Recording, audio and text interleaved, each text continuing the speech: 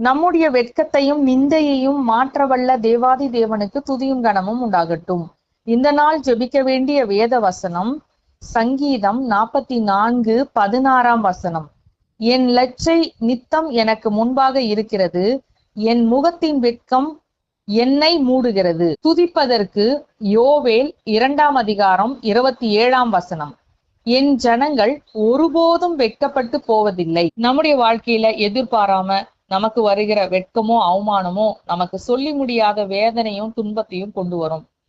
எப்பதான் இந்த துன்பத்திலிருந்து நான் வெளியே வருவனோ, யார் முகத்திலையுமே விழிக்க முடியல, வெளியே தலை காட்ட முடியல அப்படின்னு நாம வேதனையோடு இருக்காம நம்முடைய நிந்தைய மாற்ற வல்ல கர்த்தரை நோக்கி பார்க்கும் பொழுது நிச்சயமாகவே நம்முடைய வெட்கத்துக்கு பதிலாக அவர் நம்மை மகிமைப்படுத்த வல்லமை உள்ள தேவனாய் இருக்கிறார்.